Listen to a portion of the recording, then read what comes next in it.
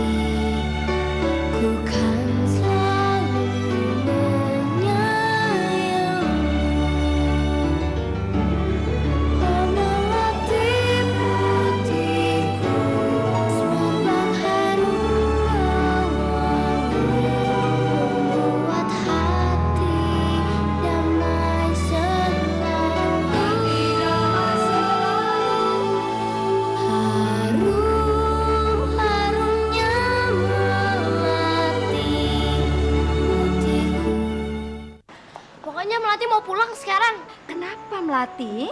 Melati mau cari Mas Miko. Besok aja. Sekarang ini udah malam, Melati. Nggak mau, pokoknya sekarang Melati mau cari Mas Miko. Melati tunggu.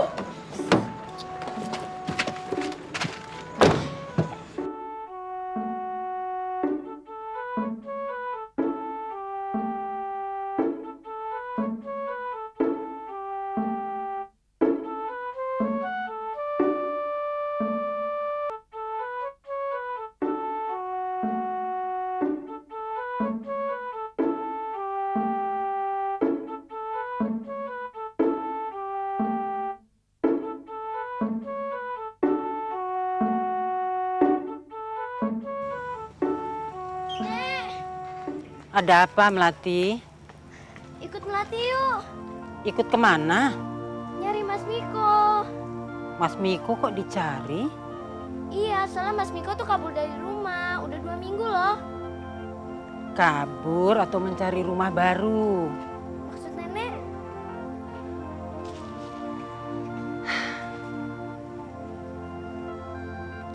Melati lihat pohon besar itu. Di situ banyak sarang-sarang burung yang kosong. Burung tidak mau lagi tinggal di pohon itu. Kenapa, Nek? Karena pohonnya sudah mulai membusuk dan daun-daunnya sudah berguguran. Jadi sudah tidak bisa menaungi burung-burung itu. Jadi, maksud nenek? Mas Miko juga membutuhkan tempat yang tentram, yang membuat rasa sejuk dan berarti. Tapi rumah Melati kan udah cukup besar, Nek. Iya, pohon itu juga besar, tapi sudah tidak memberi rasa aman buat burung-burung itu. Nah, Mas Miko ibarat burung-burung itu.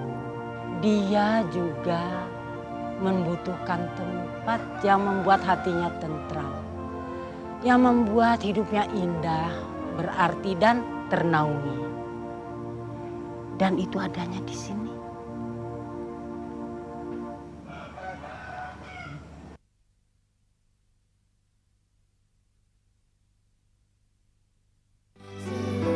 Di hati. Begini, Bu. Maksud kedatangan kami ke sini ingin minta izin untuk anak kami, Bu Miko, agar diizinkan tidak masuk sekolah, Bu. Miko sakit? Enggak, Bu. Lantas kenapa? Ada masalah keluarga, Bu. Masalah keluarga? Iya, tapi kami nggak enak untuk mengutarakannya. Kalau masalahnya tidak jelas, kami nggak bisa memberikan dispensasi. Begini, Bu. Miko telah kabur, Bu, dari rumah. Miko kabur? Kami nggak tahu kalau anak kami ini ugal-ugalan, Bu. Terakhir kami bertemu, dia mabuk di depan rumah. Kami bingung, kok anak kami yang satu ini bisa begitu? Padahal, Bu, di sekolah nggak begitu, Bu. Malah nilai sehari-hari pun bagus. Contohnya, fisika mendapat 10. Kemudian biologi mendapat 9,5. Bahasa Inggris 10. Matematika 10. Bahkan ulangan fisika tanpa rumus dari buku pun mendapat nilai bagus. Kemudian sekolah kami mengadakan tes IQ dan hasil Miko itu mendapat 152, sedangkan yang lain hanya dapat 110. Jadi dia ranking berapa, Bu? Maaf, Bu, di sekolah kami tidak membicarakan level. Dan Miko sudah terlanjur dipilih mewakili Indonesia dalam Olimpiade Fisika di Den Haag. Dan kami harap Ibu dan Bapak cepat menemukan Miko. Miko. Mampus lu. Tai lo. Jo. Ingat-ingat lu, Jack. Mati lo. Dip lu. Jalan, Jack. Miko, ih. Kayak gini lo, biar mati Tahu sih. lo. Ya udah sini. Si kartu buluk banget. Jur. Apa, Jip? Ntar dulu ya. Gua ada urusan ya.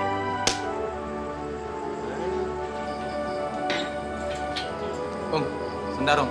Pengen ngomong sama lu. Ngapain sih? Udah, sini dulu. Oh, enggak ah. Itu ngeganggu aja tau gak sih? Udah sana pergi. Lu sekarang udah mulai berani lu sama gua. Lu jangan kasar dong sama cewek. Ini urusan gua sama dia ya, bukan urusan lu.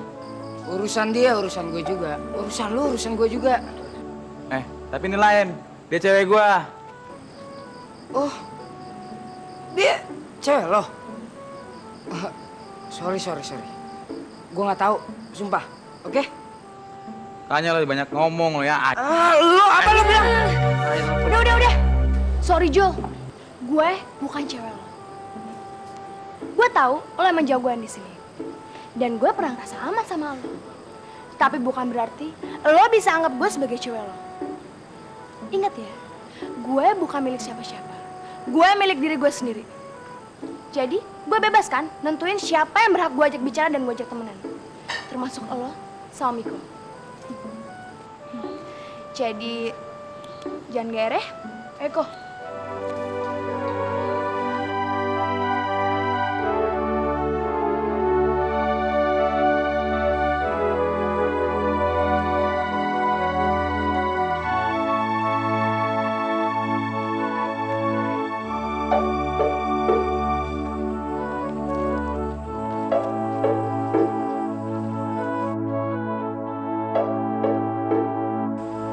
Gimana lo, Jul?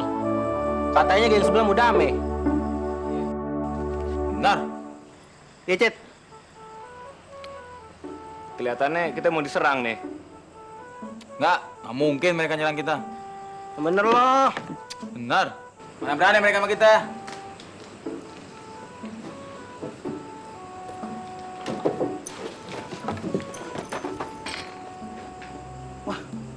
Apaan tuh? Kabur. Woi.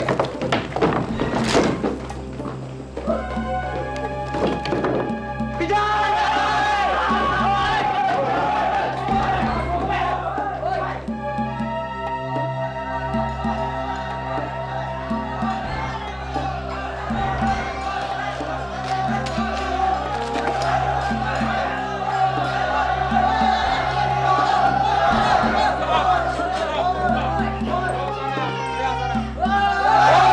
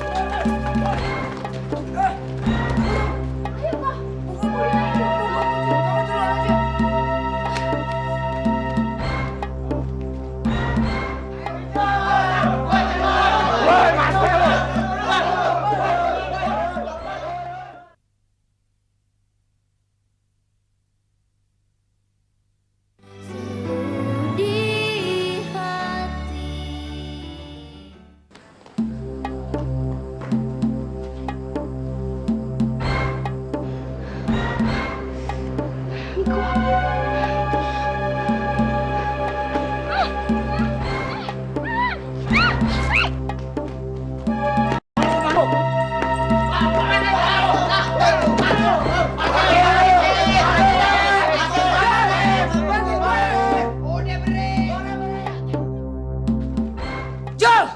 Bantuin gue, Jol! Miko! Punjul! Bantuin Miko dong! Boy! Jack! Ambil bantuin Miko dong! Oke.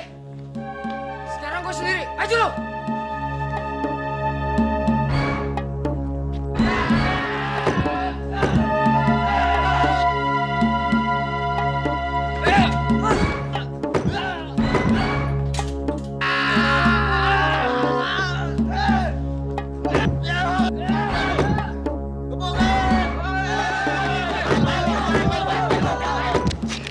Pojo! Bantuin Miko dong, Pojo! Kasihan! Diam! Miko!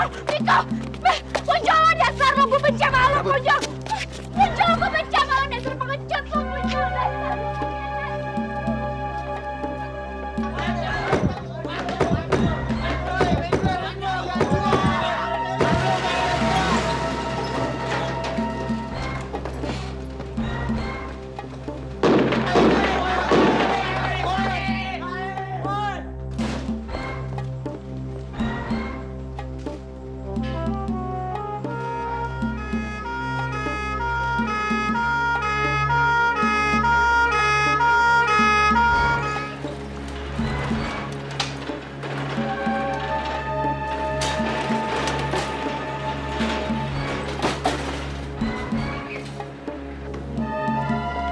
Tolong hubungi nomor ini, bilang anaknya kalau masuk rumah sakit.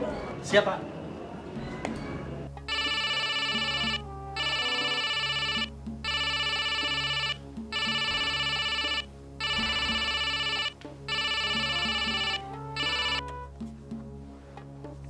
Halo? Ya, saya sendiri. Apa?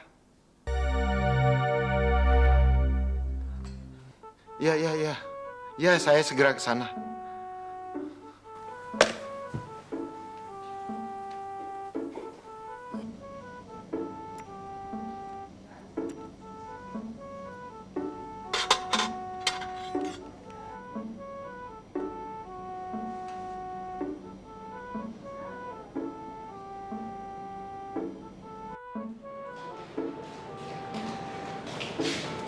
Bapak ini, Miko? Benar, Pak. Putra Bapak dalam penahanan kami. Terima kasih. Apa ada persoalan lain dengan anak saya, Pak? Sebaiknya Bapak tenang, sebab sudah ditangani dokter. Silakan, Pak. Terima kasih.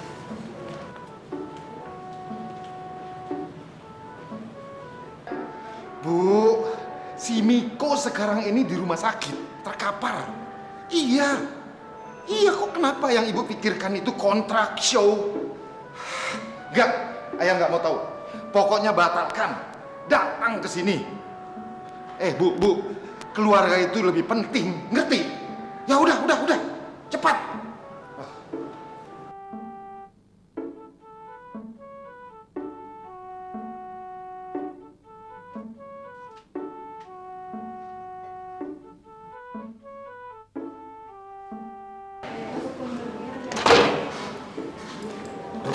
Bagaimana keadaan anak saya, Dok? Bapak orang tua yang pasien yang saya rawat? Benar, Dok. Berapapun biaya yang harus saya keluarkan nggak ada masalah untuk saya, Dok. Bapak tenang aja, putra Bapak lagi kita tangani di dalam. Saya berharap Bapak lebih tenang karena kita lagi berusaha untuk menangani anak Bapak.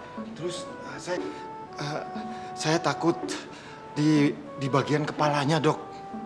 Oh ya, lukanya ada beberapa di bagian tubuh dan lengan. Tetapi hal yang serius ada di kepalanya. Cuma saya berharap itu tidak berakibat buruk untuk putra Bapak. Masalahnya anak saya itu juara fisika nasional, Dok. Dan sebentar lagi akan dikirim ke Den Haag untuk mengikuti Olimpiade Fisika, Dok. Itu, Dok. Tolong, Dok. Saya takut dengan di bagian kepalanya, Dok. Ya, jadi Bapak, saya berharap tenang. Bapak tunggu aja, saya akan lihat kondisi berikutnya. Nanti akan saya temuin lagi Bapak untuk memberitahu perkembangan berikutnya. Ya. Terima kasih. Ya, silakan Bapak.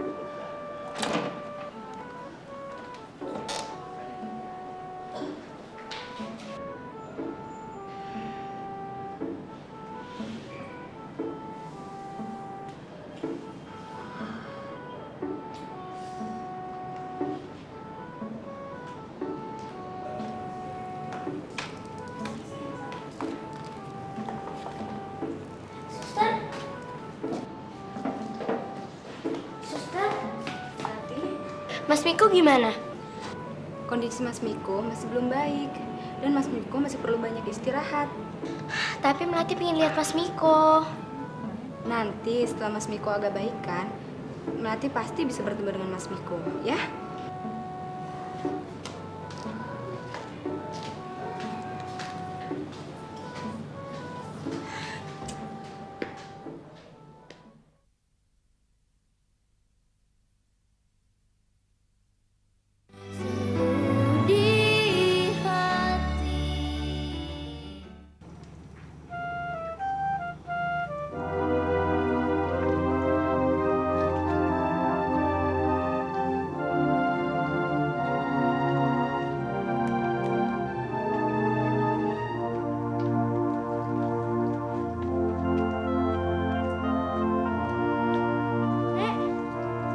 Ada apa, Melati? Mas Miko, Nek, tolongin Mas Miko. Apa nenek bisa menolong Mas Miko? Bisa, Nek. Yang bisa menolong Mas Miko itu Melati. Melati nggak bisa nolong Mas Miko. Mas Miko itu sakit. Mas Miko habis dijahatin orang. Melati pernah dengar tentang dongeng Pangeran Kodok.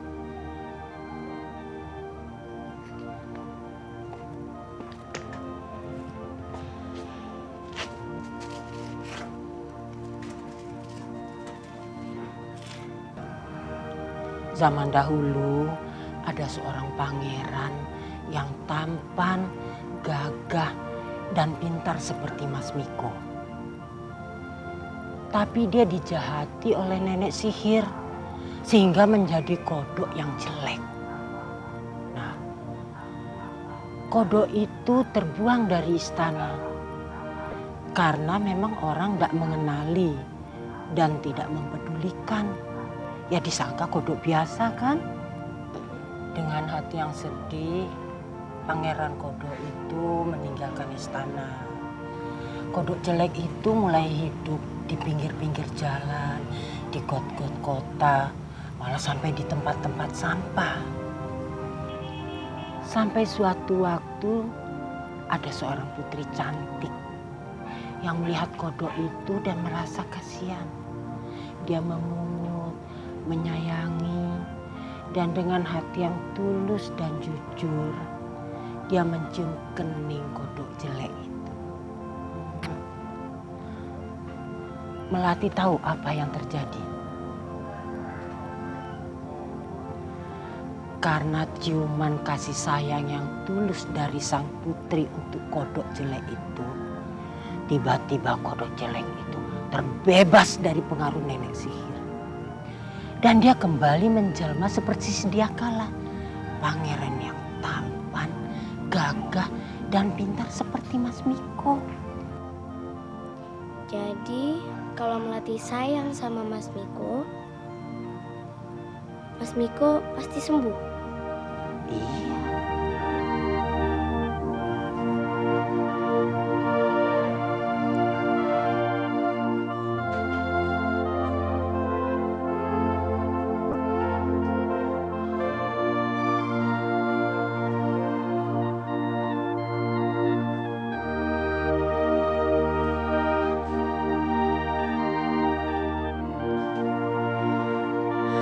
Mas Miko,